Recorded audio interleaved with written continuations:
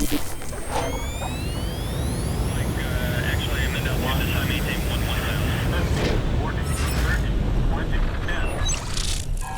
18, Okay, so first of all, once again, Captain Eric Moody, it's an absolute pleasure to have you here, to have you taking time to tell the story. Welcome to the Mentour Pilot channel. Thank you. It was nice to get an invitation. I never tire of telling the story, I must say. Perfect. So without further ado then, I just want you to I wanted to go back to the events that happened on 24th of June 1982 and just tell me as much as you can remember, basically. Well, yes. Well, I haven't done this for some time because of COVID, as one can guess, but they're pouring in again the invitation. So I need some practice. Yes. Well, the 24th of June 1982, we were as a crew in Kuala Lumpur in Malaysia, and we'd been out together as a crew for about 7 or 8 days, and we kept the same cabin crew, which in be it British Airways was a bit unusual because they had separate rostering systems, but we kept the same crew. We'd been through the Middle East, we went out to the Far East, we'd been to Jakarta before actually, that week, and we ended up in KL, and our night's work or evening's work was a very pleasant one, a little ride down to Perth. We were going to sit there for 24 hours, I think, and then we will pick up the same aeroplane the next day to take it back up. I think it was to Singapore. Okay. And then I think we were on the way home. So that was our plan. And for some reason, I know why, I'd had to ring the airport because we had 16 cabin crew with us, 3 of whom were sick with chippy tummy. Oh. And I'd spoken to the airport and said, okay, we can go with 13 crew, but what I would like to do, please, is to put all the passengers downstairs. And they told me there would be about 250 passengers. So I said, well, we'll put them all downstairs, and then the cabin crew don't have to worry about an upstairs cabin, and we need less cabin crew members. So they said, that's okay. And they told me that it was coming in a little late, about an hour late. So we left the hotel at 6 o'clock in the evening, and it was dark. It was because we're in the tropics. No twilight. It goes from light to dark, and it was dark. And all I can remember is coming out the hotel. I remarked to the other 2, because I had a first officer and a flight engineer, that there were how many stars there were, and it was a black old night, really black, even at that early evening. And we went to the airport, and the airplane was a little later coming in. So instead of rolling down the runway at 7, I think it was 7:30 before we took off. There was nothing abnormal about the night. It would look like a lovely, pleasant night's ride down to Perth. It was about 5 hours flight time. So it was my sector, and eventually we trundled down the runway. Oh, I made a point of saying it was half an hour later than it should have been. Well, that had a great significance on what happened to us later on.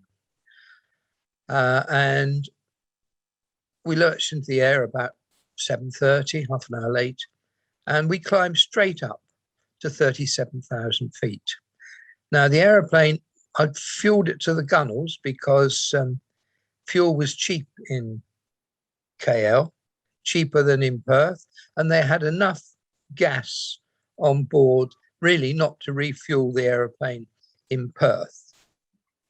That was the object of the exercise. So I had enough gas to go to Perth, to where we were going. We were going to Perth, to Perth, and we could alternate was, I think we made it Melbourne, which was its next stop, and I think it had enough gas to go on probably just to New Zealand, to Auckland, where it was going eventually. But that didn't matter. So we were very heavy, but we could still climb up to 37,000 feet, which we did. That was uneventful. We've got up top of climb. The autopilot was in. And what does one do at the top of climb? Well, I probably did what I always did, and that's a couple of crosswords and had some dinner. And we set course, and the route was out across down the Malaysian Peninsula from KL to overhead Singapore, across the Java Sea to overhead Jakarta, across Java, then in a straight line to Perth in WA. Well, it was uneventful until we got to the other side of Java and all that had happened. I'd done a couple of crosswords and probably 2.5 hours into the flight, and I decided I wanted to go to the loo. So I said to the other two, I'm going back now, and I'm going to go to the loo. Just call me if you want me. So I went out the flight deck and tried to go in the loo behind the flight deck. And there was somebody in there. So I assumed it was either a first-class passenger or a cabin crew member had come upstairs. And I thought, well, that's good. I can go down and talk to the purser downstairs, find out how they're doing with the service. And I got to the bottom of the stairs and she was stood there on her own. And I said, oh, where are the others? Oh, she said, I've sent those down the back. Because she said, my passengers got on, they're tired. They come through from London, through India, and they were very tired. They wanted to go to sleep. So she said, I had nothing to do. And the other two wanted to go and help the others out because they were short-staffed. And I said, well, that's a good idea. So I said, how are they getting on? She said, well, in the business section, they're just putting the trays away and they're putting the blinds down. And down the back, she said, well, unfortunately, about 109 or 111 Aussies and New Zealanders who've been on a tour together in Malaysia, and they were intent on having a party and destroying their brain cells. And I said, well, no problem. No, she said, no problems at all. I said, well, I'm sure. And with that, the stewardess who'd been in the first class, in the upstairs loo, which I tried to get in, came halfway down the stairs and she said, Captain, you're wanted upstairs on the flight deck. So I went up the stairs, and the first thing I noticed then was that around the lower part of the walls where the air conditioning air comes in, it seemed to be billowing in smoke. And I could smell this acrid electrical burning smell. So I thought, oh dear, I'm going to go on the flight deck and they're going to say, can we fire the fire extinguishers in the electronics bay or something? But nothing was further from the truth, because I went through the door. The other two said, come and look at this, it's beautiful. And they were watching a display on the windscreen of St. Elmo's fire. Now, I've seen St. Elmo's fire many, many times in my career, but I'd never seen it as brilliant as this was. It was really, really bright, and all the colours of the rainbow were going up and down the windscreen. It started in waves, and then it went to short lightning, and then it went into something that looked like tracer bouncing off the nose. Now, it takes me longer to tell this story than it did to happen in reality, because when you're going in the flight deck, you see this, you go to sit down. Well, I'm getting into my seat. I'm twiddling the radar to see where this, well, I thought there had to be a big QNIM somewhere and we were in the thin cloud at the top, because I thought you needed moisture, because we usually see it in the tops of high QNIMs or other, or when you're on the ground and on the diffuser run the engines up in the winter, you get fog, you can get St. Elmo's fire, and that's what I thought it always had to happen. Yeah. And I've lost it already. I'm sorry, Petter. No. Okay, so you had St. Elmo's fire, and you the colours were just phenomenal. It were phenomenal, and I mean, I've never seen it like that before. And well, as I'm buttoning my seatbelt up and I'm fiddling on the radar, I could see no clouds around, as I had before I left the seat, I checked the weather. And I suppose we watched it for a little while when my first officer said to me, "Look back at your engines. Are they lit up?" And I looked back, and sure enough, you can see 2 out of each side, and I could see 1 and 2. And it looked as though there was a bright magnesium flare in the middle of the engine burning. It was that bright white light shining forward. And so we were fascinated. You could see the fan going backwards with the stroboscopic effect. that's the one. Yeah. I'm sorry, I'm having trouble with my words today. I have it myself. And so we were watching the pretty sights. And the engineer who sat in the middle at the back, of course, he began to spoil the evening when he said, "Captain, number 4 engines failed." Now, I'd had a few engine failures in my time on the 747 because I'd been a first officer for a few years, and then I'd been officer captain on the VC-10, and I'd gone back to the jumbo. But I had a few failures on the jumbo, and they'd always been catastrophic. They'd always been with a big bang. And so it was disbelief straight away. I didn't think this was an engine failure because the engine was just running down slowly. But he was dead right. He picked it up. So I watched, and in the end, we yawned. So I had to believe that engine was not developing power. I kicked it straight, or put some rudder in to keep it straight, and called for fire action number 4 engine. Now, in British Airways, we shut all engines down as though they were on fire. Okay. So we went through the memory items, which was to close the thrust lever, switch off the fuel, and pull the fire handle. But we didn't fire the shot because there was no fire. That, I know now, took 30 seconds to do. And the engineer then goes through and completes the cleanup off the checklist. But after that 30 seconds, he wasn't finished, because he then said, number 2's gone, number 3's gone, and something like, "Oh, goodness me, we've lost the lot." Now, under pressure, one's vocabulary does become a bit limited, I will admit. And so there we were, proud possessors of the world's heaviest glider. We were at 37,000 feet and no engines. And we had it was 20 minutes before we got all 4 going again. We had no engines going except for 13 or 14 minutes.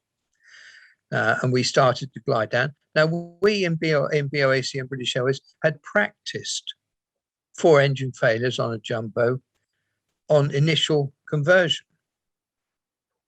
Right from the word go, from 1970, 71, when the aeroplane was brand new, we practiced these because of some smart-ass training first officer, who realized you could make a detail out of using this checklist that they called, I've forgotten what they call it now. They changed it eventually to the volcanic checklist, but it was originally, sorry, that's my emails coming in. They changed it from, it was loss of all 4 generators, it was called originally. And this smart ass decided you could do a 4-engine failure and relight in the air, and we could practice that, which we'd always done. So I'd done this detail many, many times as a first officer and latterly as a captain. In fact, on one of my checks, about 10 months before I'd done one. Now, my flight engineer, he was a training flight engineer, so he'd seen this thing done many, many times because they go into the simulator for a period, and the co-pilot was equally as well experienced. But we'd never seen anything like it. It was so unreal. It wasn't like the simulator. And there was a moral there, I'm sure, but it wasn't like the simulator at all. So eventually, when the aeroplane well, I mean, the autopilot stayed in. That's the first thing that confused us, because on the simulator, the first thing that happens when all 4 engines stop is you get electrical failure and the autopilot drops out.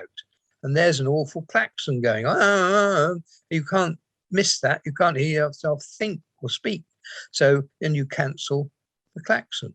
But there was none of that. I had my autopilot in, which was great. I used it. So eventually I had to believe, because the autopilot was trying to hold the altitude, and the speed then obviously began to drop because we had no power. I leant forward. I put in a descent of about 1,000 feet a minute, and we continued to glide. And as was convention or the law and rules in those days, I turned to the left because of an unscheduled descent on the airway. I turned to the left off the airway. Nowadays, I believe you can go either way. Yes. And I think I don't know which way I'd have gone, probably my way. But if I turned to the right, we might have had a less effect of the volcano. Anyway, I turned to the left and descending, and I just wound in 180 degrees into the heading bug, because as far as I knew, we just wanted to get off the airway, and I was descending. And I immediately called for the loss of all 4 engines. Drill, I called it, but it wasn't called that. It was loss of all 4 generators, drill. And we started it straight away. Now, but Rolls-Royce had told us, because we had RB211 engines in it, that it's no good trying these relights above 29,000 feet. And you had to be flying between 250 and 270 knots indicated airspeed. But BOAC and British Airways, in their wisdom, had said, you will start to try and relight them straight away. So that's exactly what we did. The engineer and myself went through the first checklist, and I detailed the co-pilot to send out the Mayday call, which is when he had the first problems, because there was so much static around the aircraft for obvious reasons that his communications were intelligible. And it took a little while to get through to the Jakarta Air Traffic Control, who's English. I mean, we're talking about 1982. You go out that way now, it's not fantastic. But in 82, it was even worse. And he had great trouble getting through to them because it was a non-standard phrase. All 4 engines had failed. If he'd said number 4 engine has failed, they might have understood that. But he said all 4. And eventually it took a Singapore Airlines aeroplane, who was about half an hour behind us on the same route, to relay to them, no, they have no power going, no power. And when they got that message, they rather shut up. But it took Roger quite a little while to get that through, or to make sure it was through. And he came back and joined in. And really, you do need a 3-man loop in this. I'd hate to do this now on a 2-man crew, glass cockpit thing, because no, that the messages then tumble so quickly, the brain can't keep up with them. But we were lucky. And the engineer and myself went through this checklist a few times. And when Roger came back, I was able to say, okay, you two, you carry on. And I had capacity to think then, but I'm not flying the airplane. I've got the autopilot doing that. In the simulator, you're flying it. But now I've used what I had. And I started to think, now, why do engines stop? Well, they don't need much. I mean, a jet engine is only a fire in a dustbin, and all you need is air going through or oxygen going through. You need fuel, and you need a light, a spark, really, but it isn't a spark, is it? So I thought to myself, well, we got so much gas, it's not that problem. However, have we got the oxygen?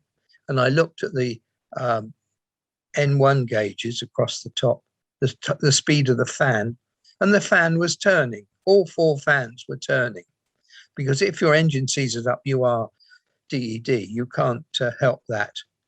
Your engines will never go. But the fan was turning. The fans were turning. So I have to assume that there's air going through the engine, turning the fans, because they're freewheeling. And I thought, well, we should have some air going through. Fuel, I said, I know we've got gallons and gallons over what we need.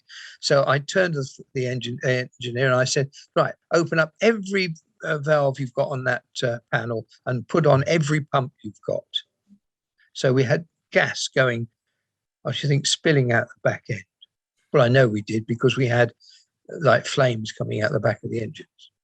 And I had him put on, make sure all the igniters were on, because we had 2 in each, 2 sets in each engine. There's nothing else you could do except check perhaps circuit breakers and fuses, which we did. And they looked all to be set properly. So why aren't the engines going? They've got all the components there. And then I thought to myself, hang on, we're only trying to start 3 engines, because we'd shut number 1 down properly.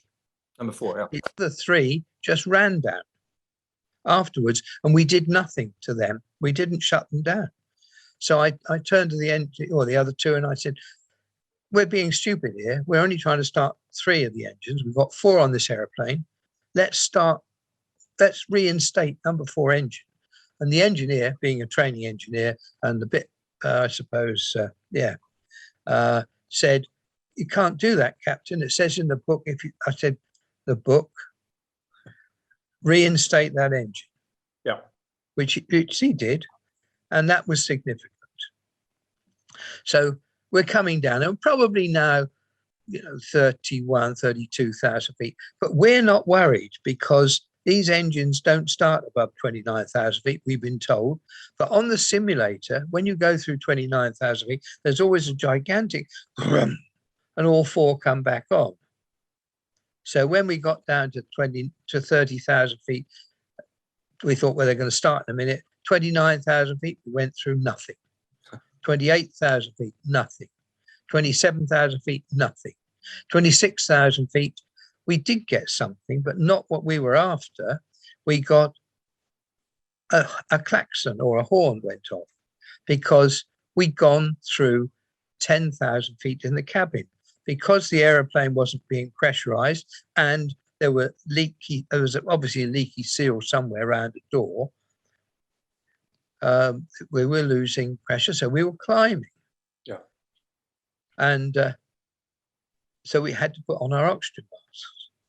So I reached up, pulled mine down, put it on, put my headset on then, and established contact with the engineer who'd done the same thing. But poor Roger, the first officer, when he pulled his oxygen mask down, it had all fallen to bits on the floor.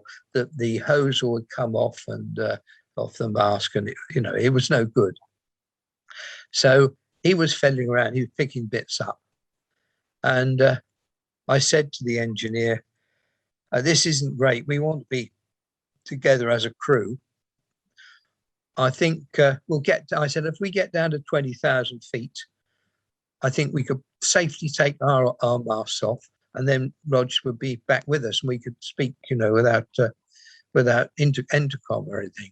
So he said, well, that's a good idea. No, I'm not sure. That's the only thing that I would debate now, whether it was a good idea or not.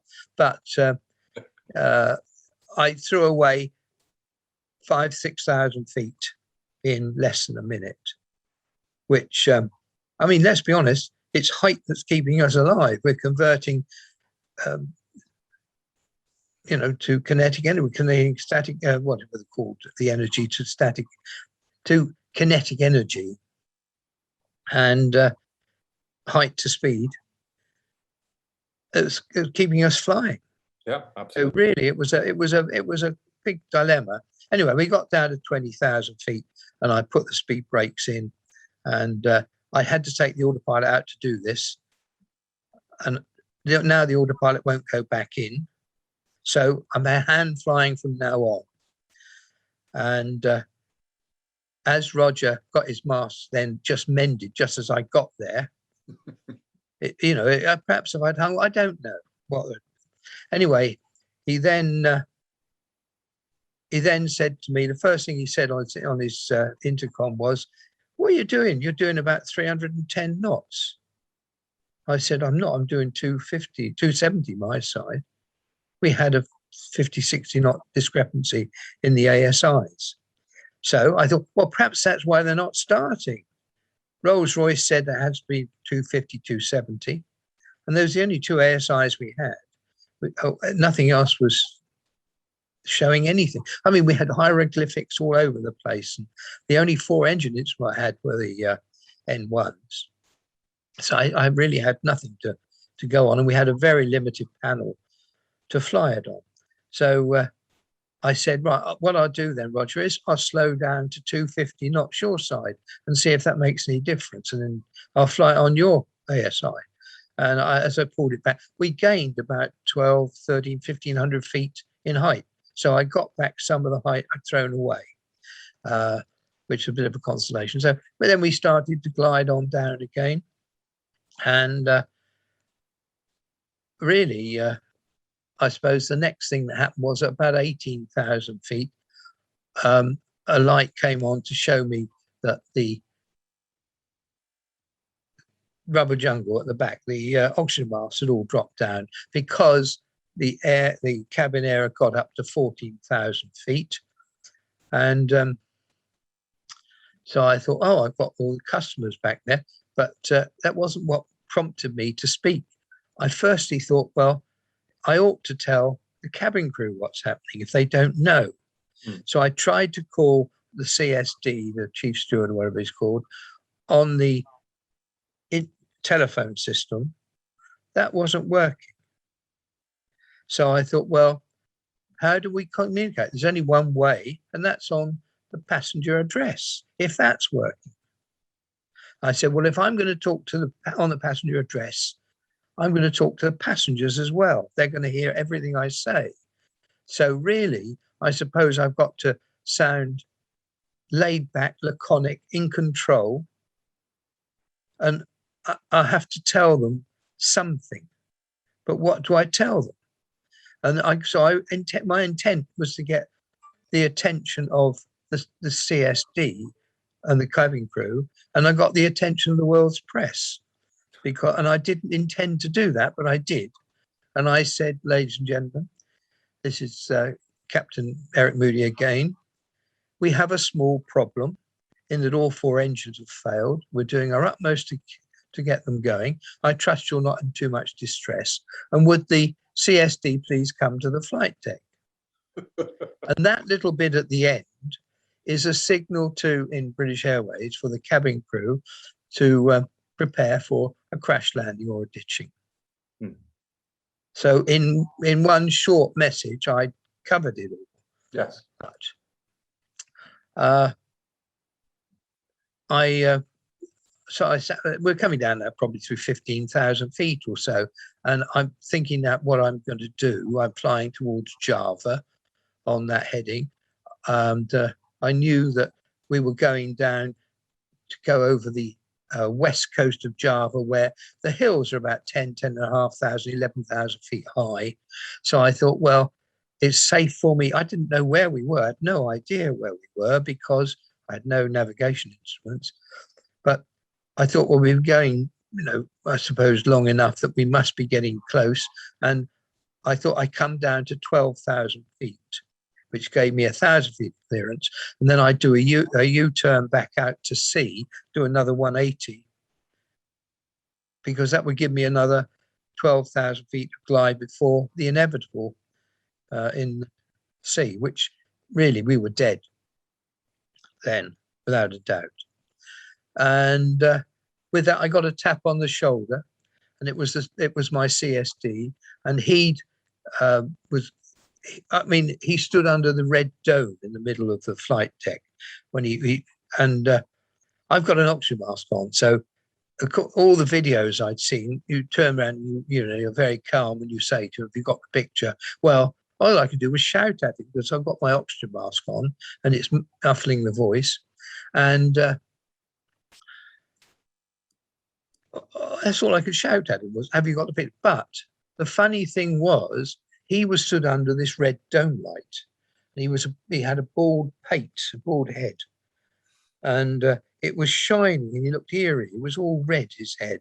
And his eyes, he was frightened stiff, and I don't blame him. His eyes were out on organ stops. But he is holding his oxygen mask to his mouth because when he pulled the rubber band to put it on, the walkabout oxygen, it snapped. Because fear is a funny thing, isn't it? It makes you strong. And the same had happened to the webbing on the oxygen bottle. He had it under his arm like this, and he's holding. And all I could think, he looked round, and he looked just like an elephant, and I had to laugh. Anyway, I shouted out, "Have you got the picture?" And apparently he poor chap's dead now, but he always told me, "I never heard what you said." He said, but he was stood at the back of the flight deck when all the engines stopped, so he knew what was happening. That must have made it even more terrifying. Yeah. Anyway, we're coming down now through, I say, 15,000 feet, 40,000. And I'd made my mind up that when we got down to about 12,500 feet, I would do a U-turn back out to sea. And I was thinking, well, if we were on a simulator now, and this was a check ride, what messages are they promulgating at the moment? And it was supposed to be, in an incident like this, you're supposed to exude leadership and confidence and leadership. I thought, well, I don't know. I don't know what leadership is. How you can exude it. Anyway, I looked at the first officer, and he was so laid back and with it. I thought, no, you can't do anything with him. He's there. He's with me. He's there. I looked at the engineer, little tiny chap, fatter than me, shorter than me, perhaps, but he was sweating. His oxygen mask is sweating, and the sweat was running off under his chin in a stream because the chap was working really hard. I mean, he had the worst job without a doubt. And I thought, well, I suppose he's the one to go for. And I said, "Come on, Barry, you're not bloody well trying." And with that, about 12,500 feet, the first engine fired up some 13, 40 minutes after they all failed. We knew then we couldn't kill the descent completely, but we could kill some of the descent with one engine. I guessed that we'd have to level off at 8,000 feet with that one engine from the weight we were. And I wasn't far out, as it happens. But we couldn't have got to Jakarta without going around Java somehow, and I didn't know where we were. Anyway, we sat there, and we were still trying to start these engines. And after about a minute and 20 seconds, number 3 started up. So the first one to start up was the one that we shut down first, that I'd said reinstate, and they said, "No, you can't do that, sir." And I said, "Do it." That was the first one to start up. Now we're on 2 engines. Well, we can maintain 12,000 feet there on 2 engines, the weight we were. So I knew now that we had a chance, and we had to wait another 30 seconds before 1 and 2 came in with a whoomph like they do on the simulator. And we were able to establish radio contact, really good contact with Jakarta.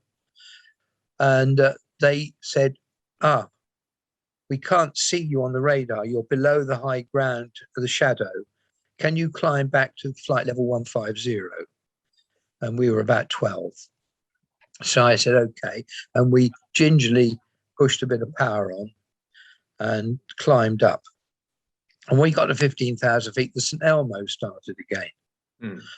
And almost instantaneously, the St. Elmo starting up, number 2 engine began to surge. and it surged really badly, and the aeroplane was lurching like old Nick. Now, when you've had 4 engines going, no engines going, you get 4 engines going, by golly, you are reluctant to shut one down. Oh, I yes. tell you. And that's exactly what we had to do, because it was going to shake itself off the wing. It was that vibrant, vicious. And so we shut down number 2 engine. We're back on 3 engines.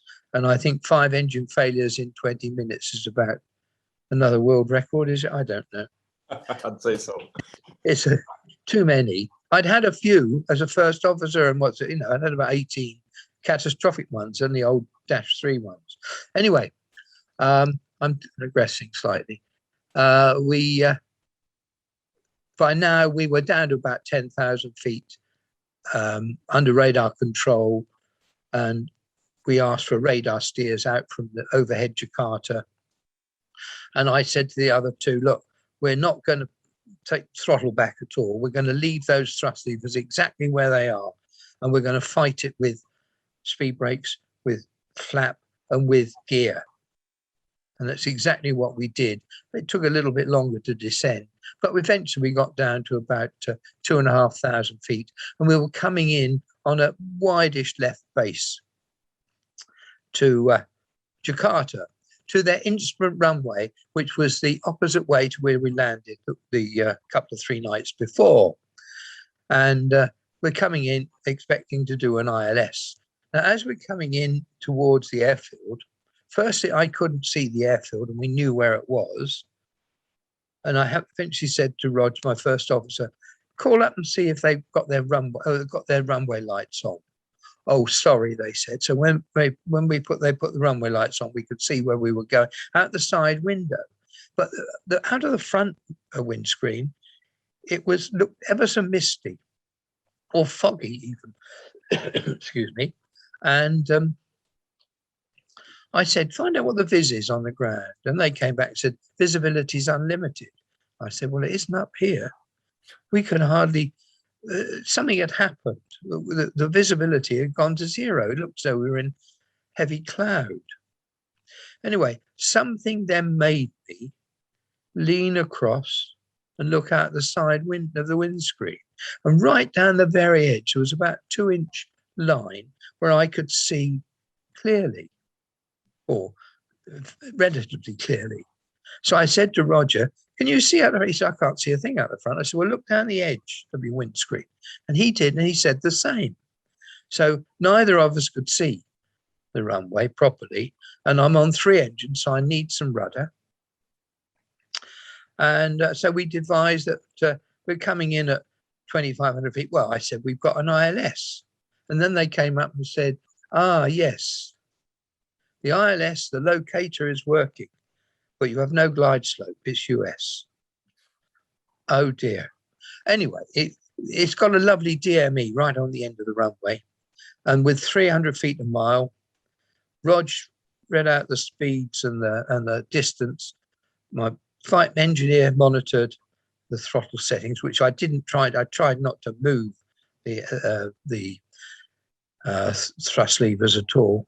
And I sat at the edge, and I could see we had a Vasi on my side of the runway. I could just see that, and I kept that in that until we got to about 100 feet over the runway. I slipped back in the middle of the flight deck, and I said, well, we're not going to die now, lads. And it kissed the ground itself. It did a beautiful landing for us. And all the way down the runway, my first officer was saying, can you see where you're going? Can you see where you're going? I said, well, yeah, I can see the edge of the runway here.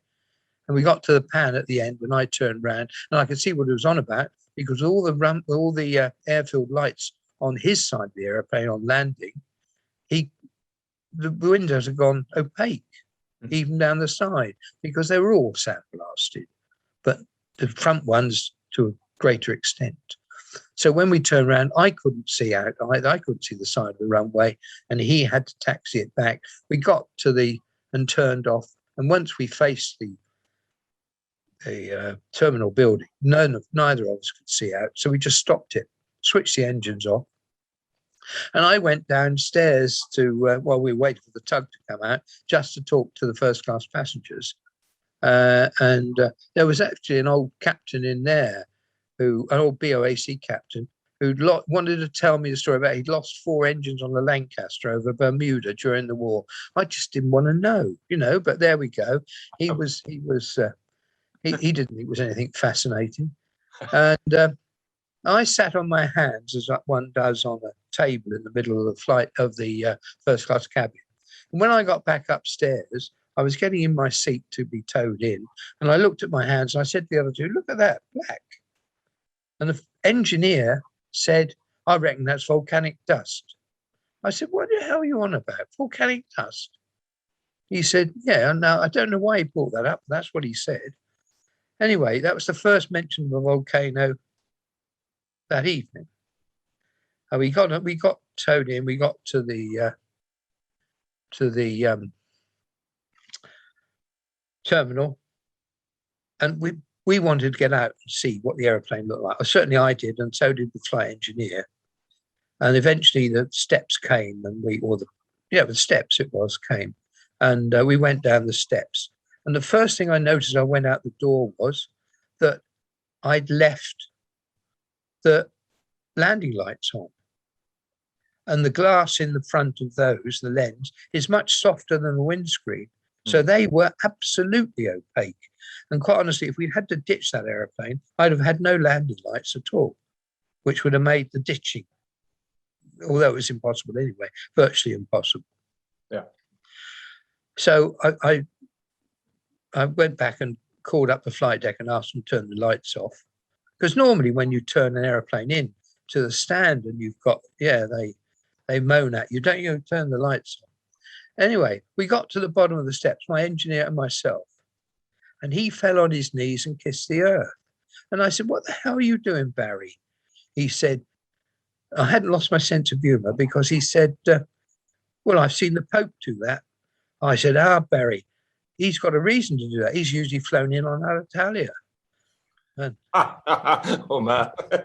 I've told that story with Alitalia pilots present. Anyway, it was true. And we just didn't realize what had happened. But the aeroplane didn't really give us much reason to believe that we'd been through anything special, other than it had a matte finish. All the decals were coming off one side, and there was some grit in the tail cone. But we didn't really know what it was. We had no idea what it was for about 4 days. However, there were lots of suggestions, because within a couple of hours, we got rid of the passengers. They went off to the hotel, and we had something to eat, and the cabin crew were supposed to go, and they didn't. They went into the customs area and waited for us, but they were supposed to go as well. And an Air France crew that were locally based on caravels came on to see what had happened to us. And the captain said, as a sort of an aside, "I reckon you got caught in a volcano. There's one on the NOTAMs." So that put the alarm bells up in our eye, because we hadn't noticed anything about volcanoes. And my first officer rushed upstairs, because we were sat in the first class cabin, rushed upstairs and came back down with our paperwork. And he read it avidly. And he says, "No mention here of volcanoes on this area." So I said, "Well, put that in your case. That's our evidence. We need that." Because let's be honest, we all know as pilots that you're guilty until you prove yourself innocent. If you get involved in I'm not cynical. That's exactly the facts.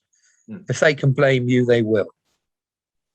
And so we had some evidence that wasn't. And it just got better as it went on. I mean, we went off that night to the hotel, and obviously our adrenaline was flowing. We couldn't go to sleep really, but we had a little drink or two, and we went to bed. And after about 3 hours, I'd had enough. And I got a phone call from Rog, I think, and he said, "Barry and I are going to go down and try and get some breakfast," because no, it was in the early hours of the morning. Are you coming? I said, oh, I'll come with you. I don't want breakfast, but I'll come down. And we were sat down in the breakfast room, and the British Airways airport manager came to us, and he said to me, Captain, the passengers are playing up a bit. They want to know, and London are playing up. They want to do this with the aeroplane that they're bringing through, and would you come and talk to them? So I said, yeah, I will. I said, but we're coming out with you. We'd like to go to the airport and see the aeroplane in daylight, please. Oh, yeah, I'll do that to you. Anyway, we went off, and he hadn't got any more ideas of what had happened. But when we were at the airport, I was stood under one of the wings, and a chap came up to me and introduced himself, and he said he was a Rolls-Royce engineer. He was there doing something with Garuda. And he said to me, are you captain on this? I said, yes. He said, oh, I reckon you got caught in a volcanic eruption. I said, you're the second bloke that said that to me, or the third mention of a volcano. How do we know?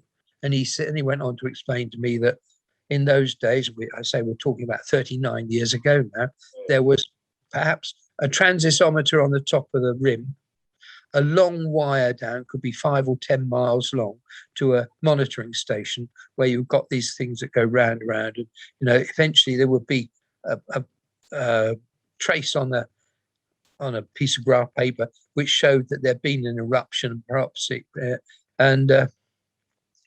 he said, but unfortunately nowadays, when these things erupt, it causes dreadful devastation and has havoc, and it's weeks, sometimes a couple of months before you get the information out. I said, oh, I can't wait that. I want to know now what we've been up to. And he said, no, I'm probably looking at the sky. He said, there was something big happened last night. There was a big eruption somewhere. I can tell you that. And I said, well, I want to know when and why. And he said, oh, I think it could take weeks. Anyway, he said to me that I think you did a fair job. I said, well, I wish somebody else would say that. Anyway, with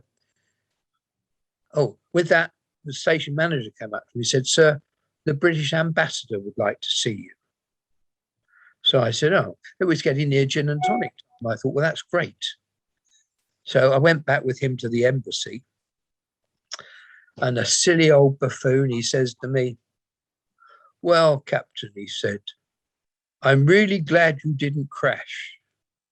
I said, well, I'm not displeased. And he said, oh, no. He said, I meant, no, the paperwork is horrendous. Anyway, he offered me a cup of tea, no gin and tonic, a cup of tea. So we went back, and then we had volunteered because the station was a very small station and had very few staff. And there were 247 passengers, some of whom had gone on, but there were still over 200 passengers there. And BA was sending through an aeroplane that night that was going to take them on down to Perth and Melbourne and Auckland. And I said to the station duty manager, I said, well, look, if you get some wine and some beer in, the crew and I will come down and we'll make sure you get everybody on. And that's exactly what we did. We went down to the airport and we didn't get a failure. We got them all to go on. They wanted us to go and take them. But no, where have I got to? We're on the ground. Oh, yeah. So this is on the Friday night. It happened on a Thursday. On the Friday night that we did all that. And on that aeroplane came an investigation crew that BA sent out two lovely engineers from the hangar to have a look at the aeroplane and assess it. And the investigating pilot was a tri-star captain who didn't know the jumbo. So really it was true to form. He had no idea what a jumbo was like. And but he was tri-star qualified, or whatever you call it, at Lockheed 1011, that is, isn't it? Anyway, they were going to give us an investigation in the morning.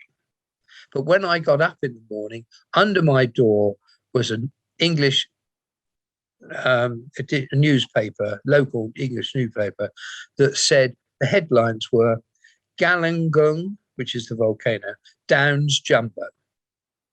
So they were claiming then that we got caught in the, yeah. And what I was saying earlier about we took off half an hour late, a mate of mine took off from Sydney and they showed him, it was just in the, sorry, did you hear that? My wife's crack. Yeah. No. Trisha, can you keep quiet, love, please? Yeah, she is. Yeah. And so a mate of yours off in from Sydney. Yeah. He was given one of the latest then satellite photographs of the cloud formation. I mean, they're commonplace now, but in those days that they were in embryo state, and there was a trace like a cone, a white cone, coming out of where Galungung is, and they learned from that the footprint of a volcanic eruption is this. It has a straight side down, like a cone. And he said to me, "I reckon that's the volcano," and it was. So they learned something else from it. Oh, I bet they did. Yeah. What questions you got then? It's an amazing story throughout. There's a few questions I have to ask. When you got into the flight deck for the first time, before you'd seen the St. Elmo's fire or anything, but you had seen the smoke and you had smelled the accurate smell. Yeah. What was your primary concern at that point? What did you think that you were facing? I think it was just smoke in the electronics bay. That's what I thought. Okay. Yeah. And when the engine started failing on you, did you think that you guys had made a mistake, that you guys all the way through, and even when we got on the ground for the 2 days before we knew, it was, what have we done wrong? And everything we could find out that illustrated we had not done anything wrong. And it took the ground engineers that came in from London within a day or so, because we were there till the Sunday, they were saying to us, "Now, whatever we see," he said, "you've done a fantastic job, the three of you." And I said, "Well, we're not the ones you've got to convince. It's the buggers back in London that you've got to convince." Did you ever get any problems from them? Oh, for a little while, but I mean, I was a Balpa rep at the time as well, and I knew my way around that sort of thing. Yeah. But no, I took no rubbish from anybody. No. They tried to have the flight engineer. They thought they had him, but I was adamant they weren't going to have him. Why? I mean, Well, they're like that, man. Why do they do the job? Yeah. No, but I mean, from what I can hear and from everything I've read, like you were saying, you guys, under the circumstances, were doing exactly what anyone, the best that anyone could ever hope from a flight crew. Oh, yeah. I mean, we were very lucky. We did it all and got away with it. Yeah. But they want to prove that you're responsible for it. The easy answer, isn't it? Yeah, no, of course, it is an easy answer to come. But in this case, also I would look at it from the point of view that you have fantastic flight crew that can get through a situation like that. And that would have been a better story to tell. And I mean, you did get some recognition as well, didn't you, after this? A little, not a lot. I'm very disappointed. I got an honour from the Queen, a little one, the smallest one they could give. Barry and Roger got nothing. Oh, that's sad. That's sad. But it's politics in the company as much as anything.